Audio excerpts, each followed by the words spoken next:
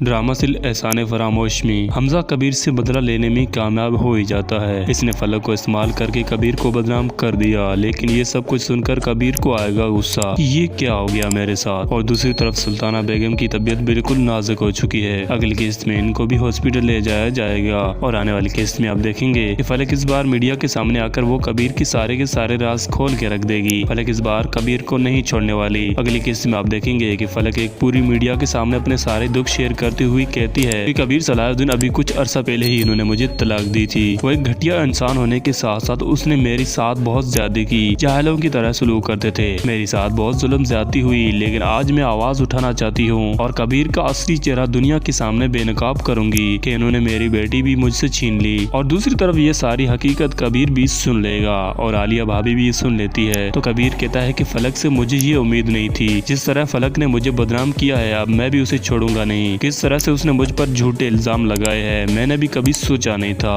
दोस्तों, वैसे फलक जो गैर मर्द के साथ मिलकर कबीर की बदनामी की है ना, इस बार कबीर से बर्दाश्त नहीं होगा। इस बार वो घर जाकर उससे अपनी बेटी भी छीनने वाला है। लेकिन दूसरी तरफ हमजा फलक को लेकर अपने घर पहुंच ही जाता है। लेकिन जैसे ही घर अंदर दाखिल होता है तो सामने से नवाल खड़ी होगी, तो उसी के साथ टकराव हो जाएगा। नवाल कहती है कि हमजा और फलक से के ये क्या हरकत है। नवाल कहती है हमजा को कि मुझे तो तुमसे ये उम्मीद भी नहीं थी। तो ये बातें सुनकर हमजा कहता है कि नवाल, इसने जो भी किया है और बिल्कुल सही किया है, क्योंकि इसने अपने हक के खिलाफ आवाज बुलंद की है। अगर इंसान अपने हुकूक के लिए आवाज नहीं उठाए तो वो इंसान ही क्या है। लेकिन दोस्तों, फलक तो इस बार हमजा के कहने पर खुद तो बर्बाद हो ही गई, लेकिन उसी के साथ हमजा को भी बदनाम करने वाली है। अगली केस में आप देखेंगे कि कबीर अब ये सारे बातें सुनकर अपनी जिंदगी से तंग आ गया है और तंग आकर सोचता है कि मैंने तो सोचा भी नहीं था कि मेरी इतनी अच्छी जिंदगी कैसे मिनटों में गमों में तब्दील हो जाएगी। और इधर फलक, जिसने कबीर को बदनाम करके अब मजे से घर बैठकर गेम खेल रही होती है, अपनी बच्ची कमरे में रो रही होती है, लेकिन फलक अपनी गेम में ही मसरूफ होती है। तब तक नवाल आ जाएगी। नवाल कहेगी कि क्या तुम्हें आवाज नहीं आ रही, क्या इल्हाम हो रही है, तुम इतनी लापरवाह क्यों हो गई हो। लेकिन फलक, जिसे जरा भी फिक्र नहीं अपनी बेटी इल्हाम की। और दूसरी तरफ आप देखेंगे कबीर ने भी फैसला कर ही लिया है कि आखिर कौन है फलक के साथ जिसने मिलकर मेरी बदनामी की। ये अपने ऑफिस में बताता है कि मुझे जल्दी से इसका पता करके बताओ कि आखिर एक औरत के साथ ऐसा कौन सा मर्द है जिसने मिलकर ये किया,